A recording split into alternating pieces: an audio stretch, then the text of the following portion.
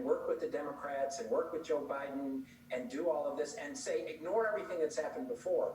And you and I think, have talked about this before. We have faced this in the history of the world.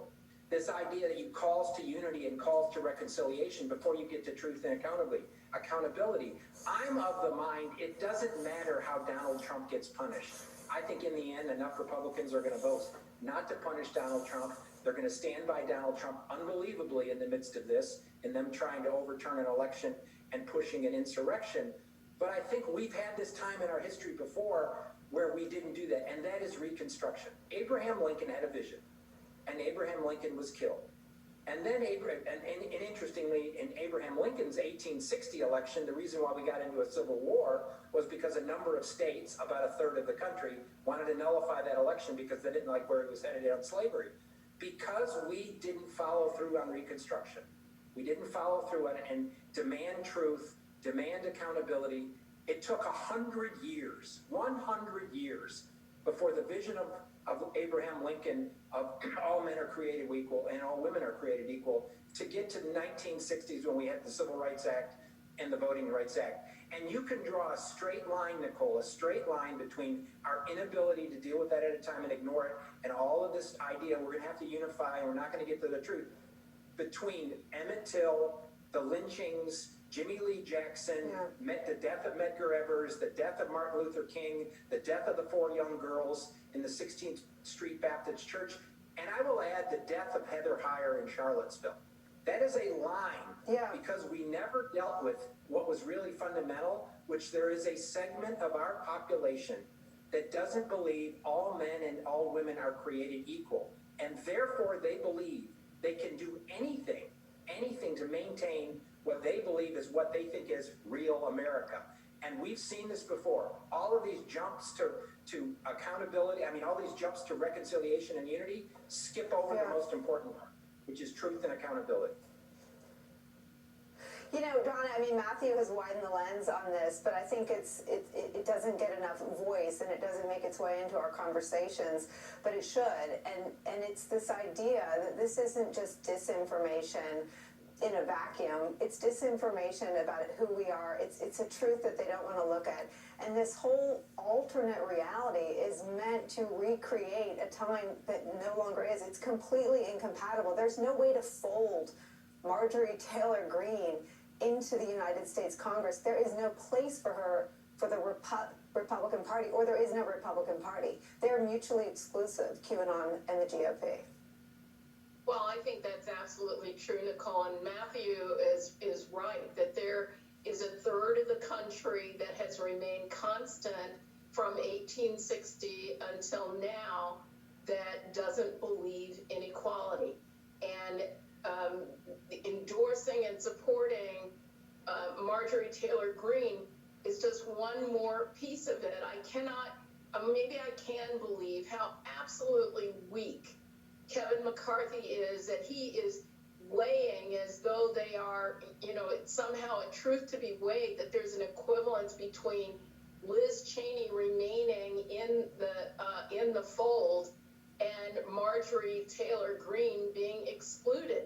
And that he even has to wrestle with this is so problematic for Republicans. This really is the bright line test.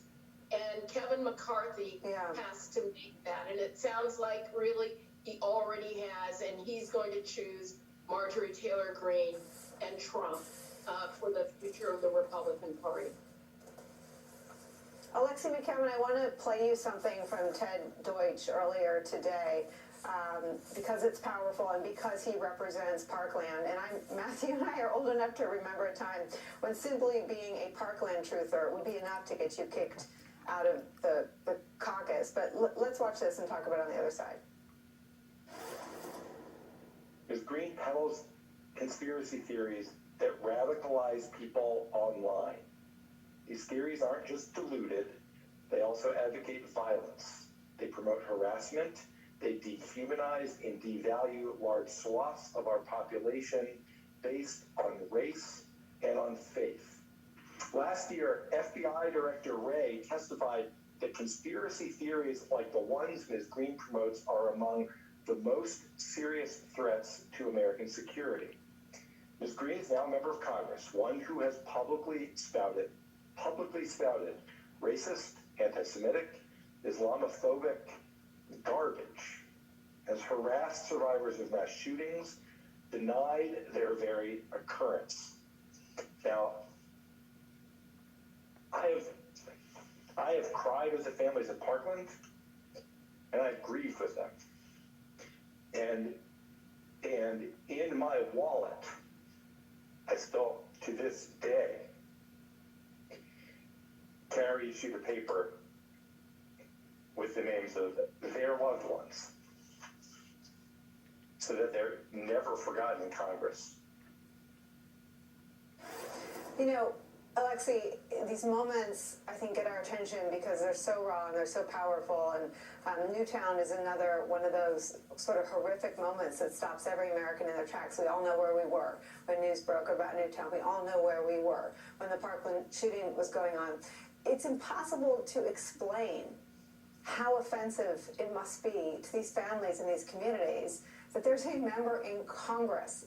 She's a leader. And I know that this sort of shtick on the right is to say there's no thought police, free speech. I don't care what the arguments are. There is no right for this kind of, I don't know if hate speech is the right word, but just talk about what the members, the kinds of arguments Democrats and opponents of her staying on these committees are making.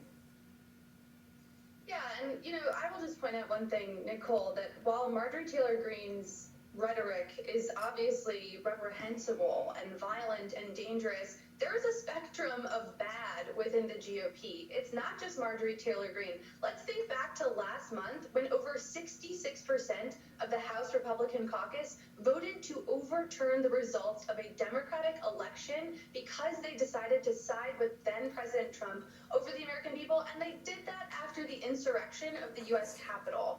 We see folks down ballot, like Sean Parnell, a congressional candidate in Pennsylvania, who has refused to concede the election that he lost because he's still peddling claims, unsubstantiated claims, of widespread voter fraud.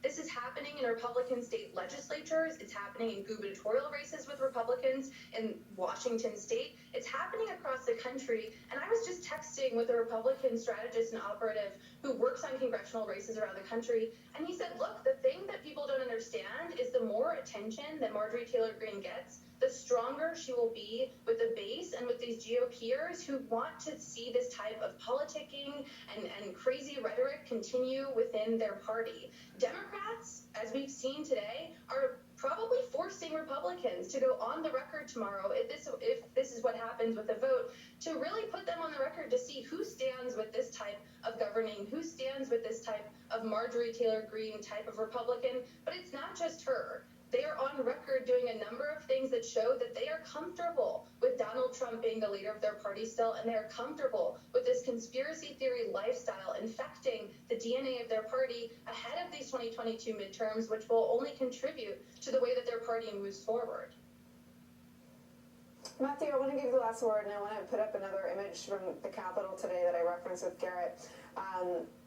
This isn't about political violence in a vacuum, the threat of it, or the fear of it. This is the reality of it. This is Officer Sicknick, who laid in state today up in the Capitol. Do you think for any of them there is any shame? Or do you think they just look at him and this ceremony and think, oh, it won't happen to me either, because they can't contemplate that the threat is real, or they're close enough to some of the people who carried out the attack? Or I mean, what would you think they think when there's a memorial service in the Capitol, which is still a crime scene, for a Capitol officer who died protecting them? Well, as you know, I'm a very hopeful person, and I try to give people the benefit of the doubt. So I'm hopeful that the sort of lack of empathy virus that Donald Trump infected Washington with and brought to Washington hasn't so infected them that they don't have some empathy and are moved by this.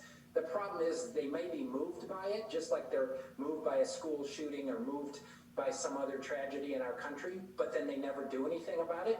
I would add one more thing to this, and this goes to the Democrats and us in the media, you and I and everyone else on this panel, why it's important in this moment. Donald Trump is unlikely to get convicted and is unlikely to get the ultimate punishment in this. But that doesn't mean we shouldn't go through with this and speak truth and understand we have to stand for what our country stands for, which is justice and equality. If we fought every battle thinking we had to win that battle, we would have never had a civil rights movement. They lost one after another, after another, after another, court fight and everything. But what they did was speak truth and speak to justice and speak to what our country was founded on, which was equal justice for all. And ultimately, the American public was moved and politicians was moved.